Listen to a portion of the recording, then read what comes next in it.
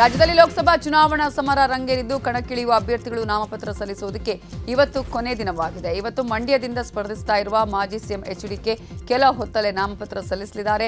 ಮಂಡ್ಯದ ಅರಕೇಶ್ವರ ದೇಗುಲ ಹಾಗೂ ಕಾಳಿಕಾಂಬ ದೇವಸ್ಥಾನದಲ್ಲಿ ಪೂಜೆ ಸಲ್ಲಿಸಿರುವ ಎಚ್ಡಿಕೆ ನಾಮಿನೇಷನ್ ಮಾಡಲಿದ್ದಾರೆ.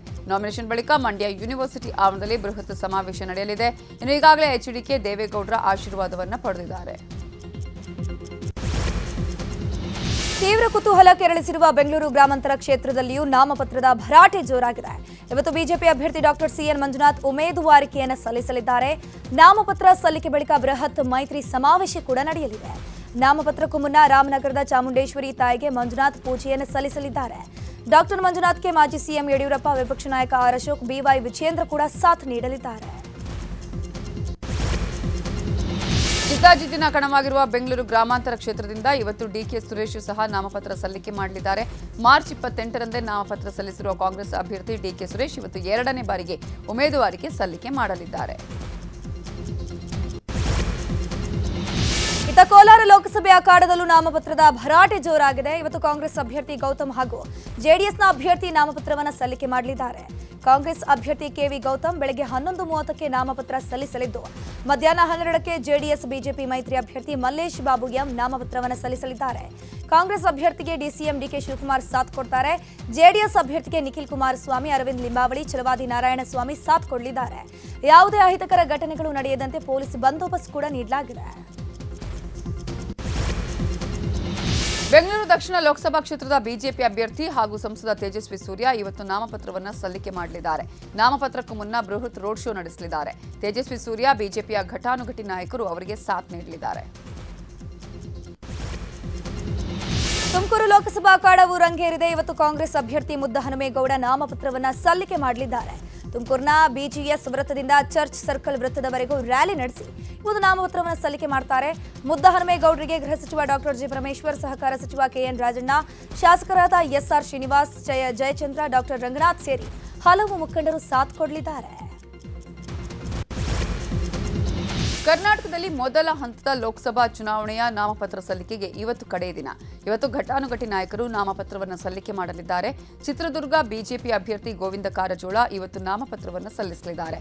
ದಕ್ಷಿಣ ಕನ್ನಡ ಕ್ಷೇತ್ರದ ಬಿಜೆಪಿ ಅಭ್ಯರ್ಥಿ ಬ್ರಿಜೇಶ್ ಚೌಟ ಸಹ ಇವತ್ತೇ ಉಮೇದುವಾರಿಕೆ ಸಲ್ಲಿಕೆ ಮಾಡಲಿದ್ದು, ಚಿಕ್ಕಬಳ್ಳಾಪುರ ಬಿಜೆಪಿ ಅಭ್ಯರ್ಥಿ ಸುಧಾಕರ್ ಸಹ ಇವತ್ತು ನಾಮಪತ್ರವನ್ನು ಸಲ್ಲಿಸಲಿದ್ದಾರೆ. ಇದೀಗ ರಾಜಕೀಯಕ್ಕೆ ಸಂಬಂಧಪಟ್ಟಂತಹ ಪ್ರಮುಖ ಸುದ್ದಿಗಳನ್ನು ಒಂದೊಂದಾಗಿ ನೋಡ್ತಾ ಹೋಗೋಣ. ಕೇಂದ್ರ ಗೃಹ ಸಚಿವ ಅಮಿತ್ ಶಾ ಅವರನ್ನ ಭೇಟಿಯಾಗಲು ದೆಹಲಿಗೆ ತೆರಳಿದ ಬಿಜೆಪಿಯ ಬಂಡಾಯ ನಾಯಕ ಕೆಎಸ್ ಈಶ್ವರಪ್ಪಗೆ ನಿರಾಸೆಯಾಗಿದೆ. ದೆಹಲಿ ತಲುಪಿದ ಬಳಿಕ ಅಮಿತ್ ಶಾ ಕಚೇರಿಯಿಂದ ಈಶ್ವರಪ್ಪಗೆ ಕರೆ ಬಂದಿದ್ದು, ಭೇಟಿಗೆ ಸಿಗಲ್ಲ ಅಂತ ಸಂದೇಶವನ್ನ ರವಾನಿಸಿದ್ದಾರಂತೆ. ಹೀಗಾಗಿ ಈಶ್ವರಪ್ಪ ದೆಹಲಿಯಿಂದ ಕರ್ನಾಟಕದತ್ತ ವಾಪಸ್ ಆಗ್ತಾ ಇದ್ದಾರೆ. ಈ ಬಗ್ಗೆ ಮಾತನಾಡಿದ ಈಶ್ವರಪ್ಪ, ಅಮಿತ್ ಶಾ ಭೇಟಿಯಾಗದೇ ಇರೋದು ಚುನಾವಣೆಗೆ ಸ್ಪರ್ಧಿಸಲು ಸಂದೇಶ ನೀಡಿದಂತೆ ಅಂತ ಹೇಳಿದ್ದಾರೆ.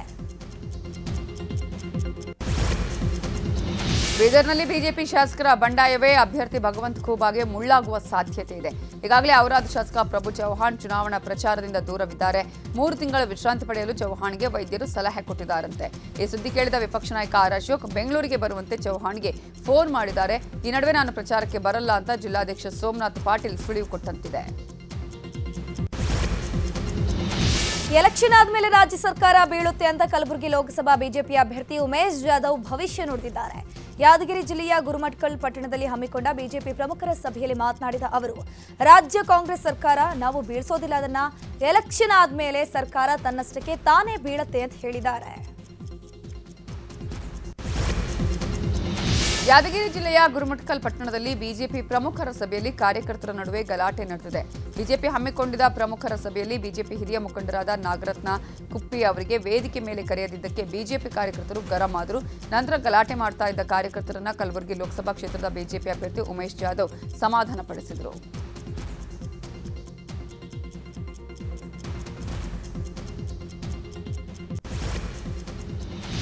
ಮಂಡ್ಯ ಲೋಕಸಭಾ ಮೈತ್ರಿ ಅಭ್ಯರ್ಥಿ ಎಚ್ಡಿಕೆಗೆ ಸುಮಲತಾ ಬೆಂಬಲವ ಘೋಷಣೆ ಬೆನ್ನಲ್ಲೇ ಎಚ್ಡಿ ಕುಮಾರಸ್ವಾಮಿ ಸ್ವಲ್ಪ ಮಟ್ಟಿಗೆ ರಿಲ್ಯಾಕ್ಸ್ ಆಗಿದ್ದಾರೆ. ಸಂಸದೆ ಸುಮಲತಾ ನಿನ್ನೆ ಅಧಿಕೃತವಾಗಿ ಬಿಜೆಪಿ ಸೇರ್ಪಡೆಗೆ ನಿರ್ಧಾರವನ್ನು ಮಾಡಿದ್ದು, ಮಂಡ್ಯದಲ್ಲಿ ಸುಮಲತಾ ಅಂಡ್ ಟೀಮ್ನಿಂದ ಕುಮಾರಸ್ವಾಮಿ ಪರ ಪ್ರಚಾರದ ನಿರೀಕ್ಷೆ ಇದೆ.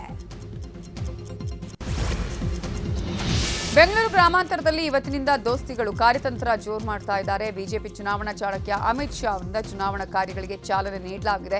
ಇವತ್ತಿನಿಂದ ಅಭ್ಯರ್ಥಿ ಡಾಕ್ಟರ್ ಮಂಜುನಾಥ್ ಗೆಲ್ಲಿಸೋದಕ್ಕೆ ದೋಸ್ತಿ ಕಾರ್ಯತಂತ್ರವನ್ನು ರೂಪಿಸ್ತಾ ಇದ್ದು ವಿಧಾನಸಭೆವಾರು ಪ್ರಚಾರಕ್ಕೆ ಮಾಜಿ ಸಿಎಂ ಕುಮಾರಸ್ವಾಮಿ ಹಾಗೂ ಆರ್ ಅಶೋಕ್ ತಂತ್ರ ರೂಪಿಸಿದ್ದಾರೆ.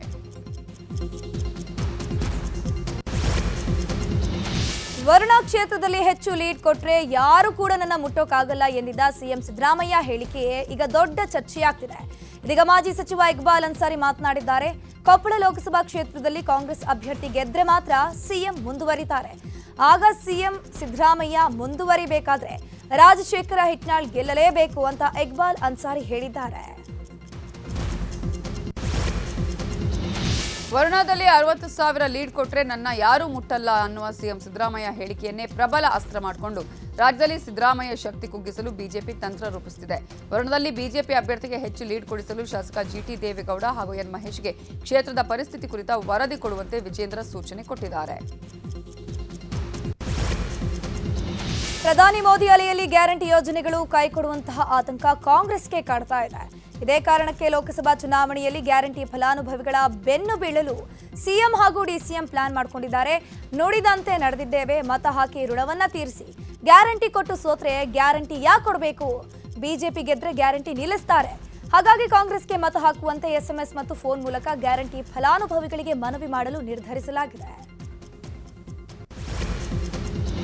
ಆರ್ಆರ್ ನಗರ ಶಾಸಕ ಮುನಿರತ್ನ ವಿರುದ್ಧ ಅಪಹರಣ ಜೀವ ಬೆದರಿಕೆ ಸೆಕ್ಷನ್ ಅಡಿ ಎಫ್ಐಆರ್ ದಾಖಲಾಗಿದ್ದು ಮುನಿರತ್ನ ಸೇರಿ 5 ವಿರುದ್ಧ ಎಫ್ಐಆರ್ ಆಗಿದೆ. ಲಕ್ಷ್ಮೀದೇವಿ ನಗರ ಕಾಂಗ್ರೆಸ್ ಕಾರ್ಯಕರ್ತ ಸ್ಯಾಮ್ಯುಯಲ್ ಅನ್ನುವರು ಮುನಿರತ್ನ ವಿರುದ್ಧ ದೂರು ಕೊಟ್ಟಿದ್ದಾರೆ. ಏಪ್ರಿಲ್ 1ರಂದು ಮುನಿರತ್ನ ಕರೀತಾ ಇದ್ದಾರೆ, ಬನ್ನಿ ಅಂತ ಸುರೇಶ್, ವಸಂತ ಹಾಗೂ ವಸೀಂ ಕರೆದಿದ್ರು. ಬರಲ್ಲ ಅಂದಿದ್ದಕ್ಕೆ ಕಾರಲ್ಲಿ ಕಿಡ್ನಾಪ್ ಮಾಡಿದ್ರು, ಬೆದರಿಸಿ ಬಿಜೆಪಿ ಶಾಲು ಹಾಕಿಸಿ ಫೇಸ್ಬುಕ್ ವಾಟ್ಸ್ಆಪ್ ಗ್ರೂಪಲ್ಲೂ ಹಾಕಿ ಅವಮಾನ ಮಾಡಿದ್ದಾರೆ ಅಂತ ದೂರಿದ್ದಾರೆ. ಆದರೆ ಬೆದರಿಕೆ ಆರೋಪವನ್ನು ಮುನಿರತ್ನ ಅಲ್ಲಗಳೆದಿದ್ದಾರೆ. ಸಾಂಪ್ರದಾಯಿಕ ಪುಗಡಿ ಆಟ ಆಡುವ ವೇಳೆ ಬಸವ ಕಲ್ಯಾಣ ಶಾಸಕ ಶರಣು ಸಲಗರ್ ಕುಸಿದು ಬಿದ್ದಿದ್ದಾರೆ. ಬೀದರ್ನ ಬಸವ ಕಲ್ಯಾಣ ತಾಲೂಕಿನ ಆಲಗೂಡ ಗ್ರಾಮದಲ್ಲಿ ಒಂದು ಘಟನೆ ನಡೆದಿದೆ. ನಾಥ ಸೃಷ್ಟಿ ಗೋಪಾಲಕಾಲ ಕಾರ್ಯಕ್ರಮದ ನಿಮಿತ್ತ ನಡೆದ ಪುಗಡಿ ಆಟದ ವೇಳೆ ಅವಘಡ ಸಂಭವಿಸಿದೆ. ಕಾಂಗ್ರೆಸ್ ನಾಯಕ ವಿಜಯ್ ಸಿಂಗ್ ಜೊತೆ ಪುಗಡಿ ಆಟ ಆಡುವ ವೇಳೆ ಬಿಜೆಪಿಯ ಶಾಸಕ ಶರಣು ಸಲಗರ್ ನೆಲಕ್ಕೆ ಬಿದ್ದಿದ್ದಾರೆ.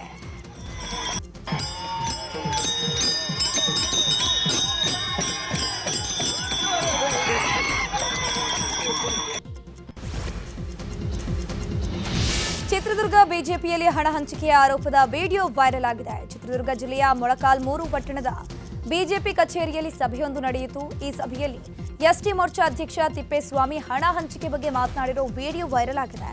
ವಿರೋಧ ಪಕ್ಷದ ಹಣಕ್ಕಿಂತ 100 ರೂಪಾಯಿ ಹೆಚ್ಚು ಹಂಚಬೇಕು, 500 ರೂಪಾಯಿ ಹಂಚಿಕೆ ಮಾಡಬೇಕು ಅಂತ ಅಜ್ಜರು ಹೇಳಿದ್ದಾರೆ ಅಂತ ತಿಪ್ಪೇಸ್ವಾಮಿ ಮಾತನಾಡಿದ್ದಾರೆ ಎನ್ನಲಾಗಿದೆ. ಕಾಂಗ್ರೆಸ್ ಸೇರೋದಾಗಿ ಹೇಳಿಕೆ ನೀಡಿದ ನಿಶಾ ಯೋಗೇಶ್ವರ್ ಇದೀಗ ರಿವರ್ಸ್ ಗೇರ್ ಹಾಕಿದ್ದಾರೆ. ತಮ್ಮ ಸಾಮಾಜಿಕ ಜಾಲತಾಣದ ಖಾತೆಯಲ್ಲಿ ಸ್ಪಷ್ಟನೆ ಕೊಟ್ಟಿರುವ ಸಿಪಿ ಯೋಗೇಶ್ವರ್ ಪುತ್ರಿ ನಿಶಾ, ನಾನು ಸದ್ಯಕ್ಕೆ ಯಾವ ಪಕ್ಷದಲ್ಲೂ ಇಲ್ಲ, ನಾನು ಯಾವುದೇ ಪಕ್ಷವನ್ನೂ ಸೇರಿಲ್ಲ, ಕಾಂಗ್ರೆಸ್ ಸೇರೋದಕ್ಕೆ ಪ್ರಯತ್ನ ಮಾಡಿದ್ದೇನೆ, ಈ ಬಗ್ಗೆ ಮುಂದೆ ನಾನು ಉತ್ತರ ಕೊಡ್ತೇನೆ ಅಂದಿದ್ದಾರೆ. ಈ ಸ್ಪಷ್ಟೀಕರಣನ ನೀಡ್ತಾ ಇದ್ದೀನಿ. ನಾನು ಸದ್ಯದಲ್ಲಿ ಯಾವುದೇ ಪಾರ್ಟಿಯಲ್ಲೂ ಇಲ್ಲ. ನೀವು ನನ್ನನ್ನು ಯಾವುದೇ ಪಾರ್ಟಿ ಆಫೀಸಲ್ಲಿ ಯಾವುದೇ ಪಾರ್ಟಿಗೋಸ್ಕರ ಕ್ಯಾನ್ವಸ್ ಮಾಡ್ತಾ ಇರೋದು, ಯಾವುದೇ ಅಭ್ಯರ್ಥಿಗೋಸ್ಕರ ಓಡಾಡ್ತಾ ಇರೋದು ನೋಡಿರಲ್ಲ. ನಾನು ಬರೀ ನನ್ನ ಜನರ ಮಧ್ಯ, ಜನರ ಜೊತೆಯಲ್ಲಿ ಇದ್ದೀನಿ. ಹೌದು, ನಾನು ಪ್ರಯತ್ನ ಮಾಡಿದ್ದೆ. ಒಂದು ಕಡೆಯಿಂದ ಅಲ್ಲ, ಹಲವಾರು ಕಡೆಗಳಿಂದ ಪ್ರಯತ್ನ ಮಾಡಿದ್ದೆ. ನಾನು ಯಾವತ್ತೂ ಒಂದು ಪಾರ್ಟಿ ಜಾಯಿನ್ ಆಗ್ತೀನೋ ಅವತ್ತು ಆ ಪಾರ್ಟಿ ಜೊತೆಯಲ್ಲಿ ನನ್ನ ಸಂಬಂಧವನ್ನು ಕಲ್ಪಿಸೋದು ಸರಿ.